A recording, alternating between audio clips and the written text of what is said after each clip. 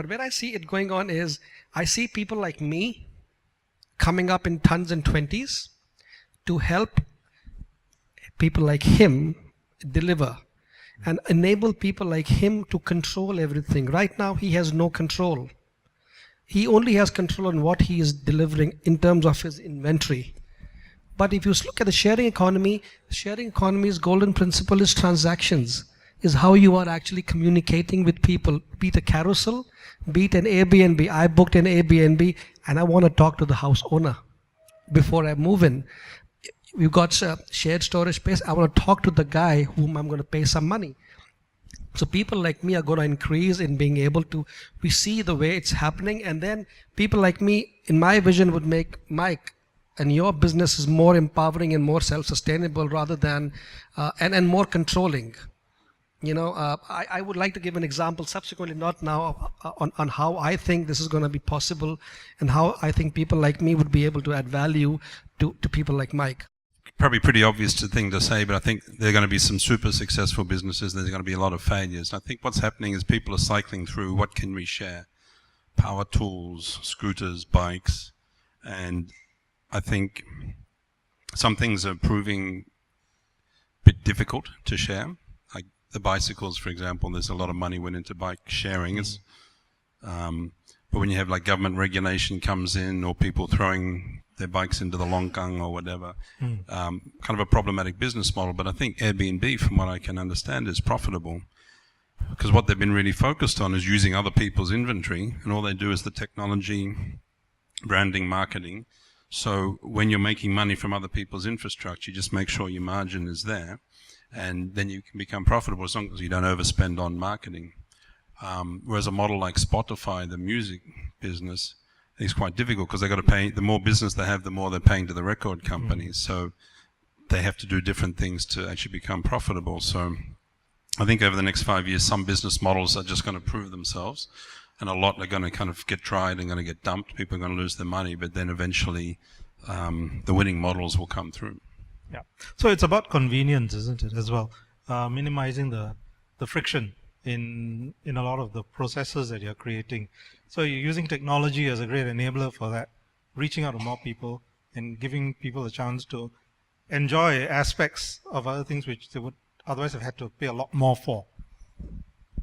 Yes? Yeah, I mean, kind of. Yeah, I mean, technology can speed up a lot of things, but there's also, I mean, we've had this conversation, in a sense, by using technology, I am not creating jobs for people. So our technology, in a sense, is programmed to reproduce the thought process of facility staff. So people will go online and everything works like automatically. But then for the customer, some customers just don't like to talk to people. They're quite comfortable doing everything online, so it suits them. Other customers just want things fast and easy, so the technology again suits them. But for us, we've also found there are customers who want to talk, so we need to provide a phone number and somebody picks up the phone to respond. So different type of friction. Some people want convenience, some people want price, some people want something that's nearby, and you kind of need to cater for all of those. Most likely, a lot of businesses that fails to actually generate a meaningful profit at this stage is that they are investing a lot in terms of actually building that capacity. And that is very, very costly, and in return, very high risk as well. What we are seeing is that we are seeing some fundamental transformation, not just in businesses, but also in the nature of work. So for example, some of us actually talk about that probably we can go online to actually ask some people to do some very small little tasks for you. Essentially, what we are seeing is that the very nature of job is very likely going to be changed in a 5 to 10 years time. So for some industry, we're very likely going to see those to be wiped out essentially probably in 5 years' time because of the introduction of technology, unfortunately. However, that is going to create some new jobs, definitely. But whether is that a zero-sum game, of course, that's another argument that we are going to start. But 10 years' time, yes, we do. Very, very likely for our next generation, and in fact, there's the key challenges to all educational sectors globally, is to prepare our new generation to be ready for this kind of job, which is actually totally uncertainty at this stage. So maybe there's no more notion of full-time job 2 decades from now. Everything is on demand, everything is on small little pieces, and so on. So that will be my prediction, essentially. Okay. I'd like to kind of ask a question on what you just mentioned. Very valid point. You mentioned that you've seen a lot of companies fail. And of course, being an academic, I'm sure you guys have done a lot of analysis as to what type of, is there any particular set of these companies that have failed, and why would they have failed as on date? And we all know it's an on-demand thing coming in. So what are your thoughts on that? Why do you think would they have failed? Well, very briefly, I think a lot of these unfortunate failure cases, they have actually violated some fundamental business principles.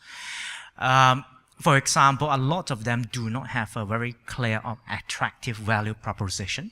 So basically, those businesses or operations or ideas are not creating meaningful values for customers. And of course, no one is going to pay money for that. Otherwise, it will be basically they don't have a very, very clear revenue or profit stream. So basically, they do not know which kind of market that they are trying to target at. So just now, Mike mentioned that there are probably different aspects of frictions. What comes to my mind is that if I shall ask a question, I will ask, is it really necessary to address all the frictions? So probably there's one that is most attractive to you, and you should direct your resources to address that first, whereas some others probably we can wait properly.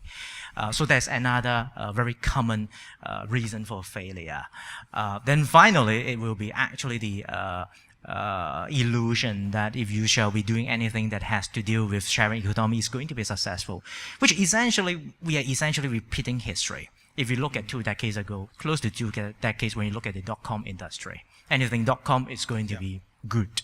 So likewise, these days, we are looking at that. Moving forward, we might be actually believing in business analytics, AI, and machine learning, that, oh, that's the next big thing coming in.